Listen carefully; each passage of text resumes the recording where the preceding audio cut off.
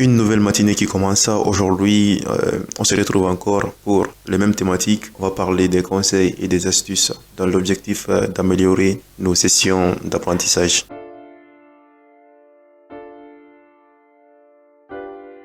Bonjour à toi et bienvenue sur cette chaîne Dr Sidimé. Comme je l'ai dit au début de la vidéo, sur cette chaîne, je me suis donné l'objectif de partir chercher des conseils et des astuces qui vont rendre tes sessions d'apprentissage plus efficaces. Alors, si tu es étudiant et que cette thématique t'intéresse, alors tu es au bon endroit. Aujourd'hui, la stratégie d'apprentissage que je vais te partager, c'est pas vraiment une stratégie que je suis parti chercher trop loin. Bien sûr que je l'ai découverte en lisant, bien sûr, des livres sur la mémorisation et tout, mais je me suis rendu compte que c'est une stratégie que j'ai beaucoup utilisée peut-être inconsciemment et qui m'a beaucoup aidé. Je pense que c'est la stratégie qui est à l'origine de presque tous les résultats que j'ai eu à avoir quand j'étais d'abord élève et presque quand je suis étudiant. Et pourquoi je dis ça? Parce que si je réfléchis bien, les matières ou bien les modules que j'ai validés avec des meilleures notes, j'ai obtenu ces notes en appliquant cette stratégie d'apprentissage. Déjà, l'apprentissage, c'est quelque chose qu'on nous demande depuis qu'on est jeune. On nous demande d'apprendre beaucoup de choses, d'avoir des meilleurs résultats. Mais pour la plupart, on ne nous a pas forcément montré comment apprendre, comment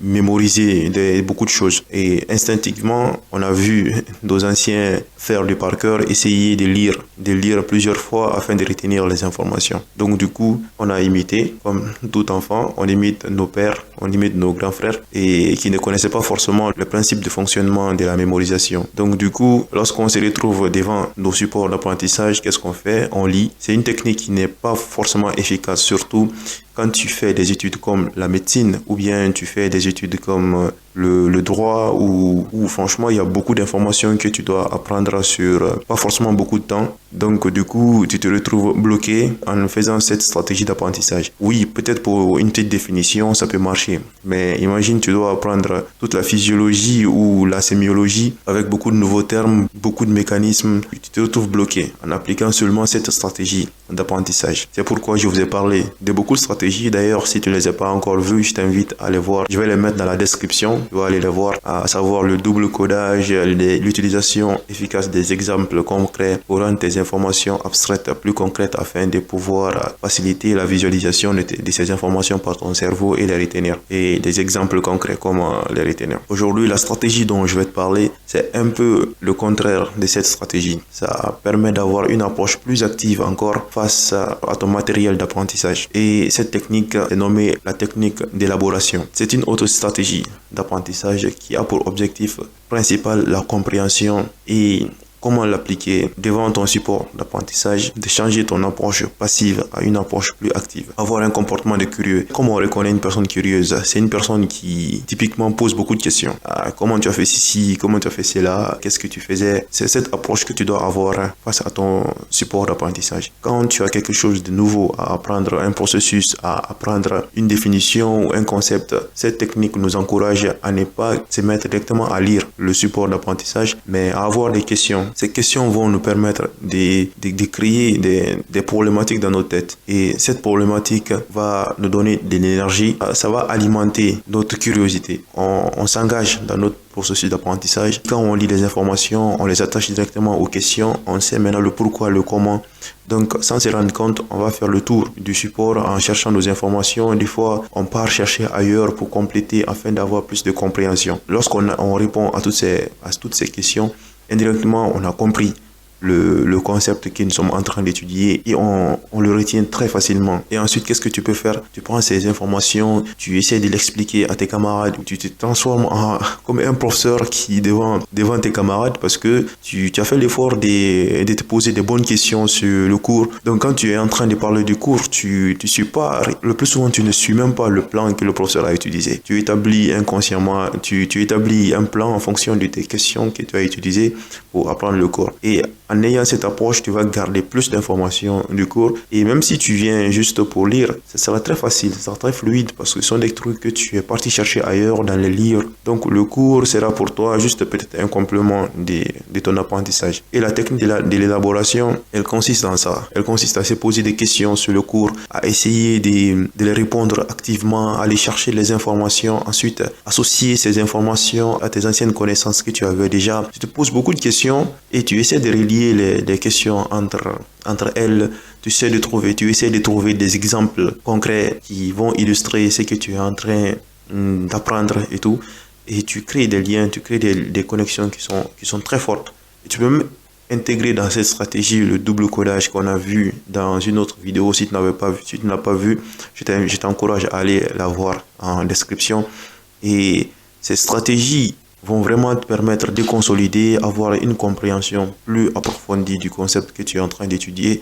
Et ça va te permettre de te rappeler très facilement de l'information que tu es en train d'apprendre. Bon, moi, je ne le savais pas, mais j'ai découvert même que c'était la stratégie d'apprentissage d'un célèbre professeur américain, dont je ne me rappelle pas du nom, je pense que c'est Monsieur Firman. Selon ce professeur, pour bien apprendre quelque chose, il faut être capable de l'expliquer à un enfant de 7 ans, à un enfant. Il faut t'efforcer à l'expliquer avec des mots très simples, avec des exemples, beaucoup d'exemples concrets pour que l'enfant, parce que l'enfant, il n'a pas beaucoup, il ne connaît pas le jargon que tu vas utiliser, donc tu dois pousser à expliquer, à détailler, à donner des exemples, à donner d'autres synonymes qu'il peut comprendre dans sa vie, dans la vie de l'enfant. Donc tu dois t'efforcer à faire ça pour montrer que tu as compris, ou bien tu as bien appris ce qui est ton matériel d'apprentissage. Dans cette vidéo, je t'invite à changer d'approche, à utiliser cette stratégie quand tu apprends. Au lieu de simplement lire et essayer d'apprendre par cœur des tonnes d'informations, parce que franchement, quand tu fais la médecine, ou tu étudies des disciplines où il y a beaucoup d'informations, franchement, tu peux pas les apprendre. Le par cœur, c'est pas une stratégie qui est efficace. Ça sera vraiment pas efficace. Déjà, tu n'as pas le temps de tout lire et relire par cœur.